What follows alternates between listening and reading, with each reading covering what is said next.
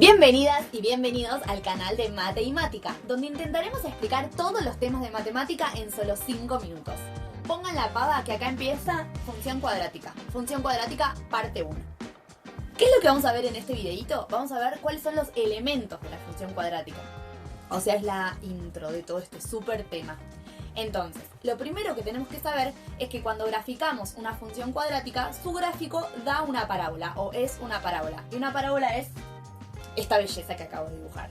Es una curva que tiene unos elementos que vamos a ver ahora, que de este lado, si ustedes observan, me salió más bonita que este, pero bueno, lo hice en este pizarrón que es súper difícil de dibujar.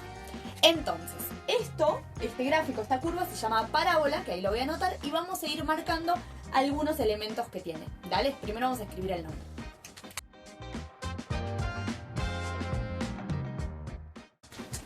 Perfecto, entonces, parábola es el nombre de toda esta curva. Ahora vamos a ver los elementos cómo se llaman. Lo primero que tenemos que saber es que una función cuadrática tiene un punto que es muy importante que se llama vértice. Y es este punto. Este es el vértice de la función cuadrática. Vamos a escribirle el nombre. Bueno, ahí está el vértice. Y es el que determina el medio de esta función, de esta parábola, donde una parte es decreciente y otra parte es creciente, pero eso lo vamos a ver más adelante. Después, otros puntos súper importantes son las raíces. ¿Cuáles son las raíces? Las raíces son, siempre, en cualquier función, los puntos donde la gráfica corta el eje X, que es el eje horizontal. Entonces, las parábolas, a diferencia de la función lineal que ya la vimos, tiene dos raíces, una y otra, ¿sí? Vamos a ponerle el nombre. Y por último, el otro punto súper importante de las parábolas es la ordenada al origen, que ese nombre ya no suena de función lineal. Siempre la ordenada al origen es el punto donde cualquier tipo de gráfica corta al eje Y. Algunas gráficas tienen y otras no. Unas funciones tienen y otras no. También lo vamos a ir viendo a medida que vamos viendo todas las funciones. Esta sí tiene ordenada al origen siempre y es este punto en este caso.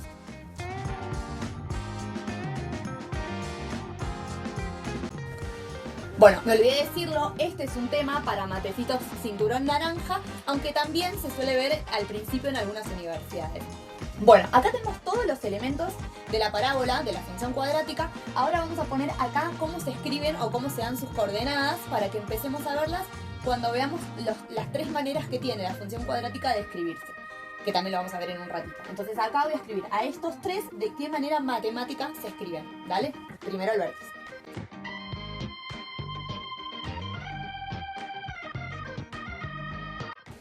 Suena chino, pero no es tan chino. Se pone el vértice, la B corta, mayúscula, de vértice, y entre paréntesis sus coordenadas. ¿Cuáles son sus coordenadas? ¿Cuánto vale en X y cuánto vale en Y? Por eso se llama XB, porque es cuánto vale el vértice en X y cuánto vale el vértice en Y. En los ejes X e Y. Entonces, el vértice, si nosotros tomamos cuánto es su coordenada sobre el eje X, este valor es X del vértice y este valor es Y del vértice. No necesariamente en X es positivo y en Y es negativo, sino en este ejemplo que estoy poniendo, por eso no le puse números, sino que los llamo siempre el vértice, cuál es su coordenada sobre el eje X, lo vamos a llamar XB, y cuál es su coordenada en el eje Y, lo vamos a llamar YB. ¿Bien? Próximos puntos, las raíces. Como dijimos hace un rato, la función cuadrática tiene dos raíces, pero no es que siempre tiene dos raíces. Puede tener máximo dos, o sea, puede tener dos, una raíz sola o ninguna. Esas son las opciones. Y sus nombres son X1 y X2. A cualquiera le podemos poner cualquiera de los nombres. Vamos a llamar a esta X1 y a esta X2. Entonces, ¿por qué todo lo que está acá empieza con X? Porque son los valores sobre ese eje. Entonces, las raíces son los puntos donde la gráfica corta el eje X.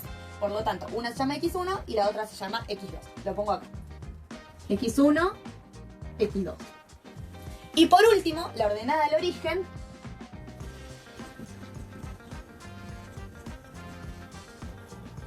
le vamos a poner ordenada para los amigos y se va a llamar C.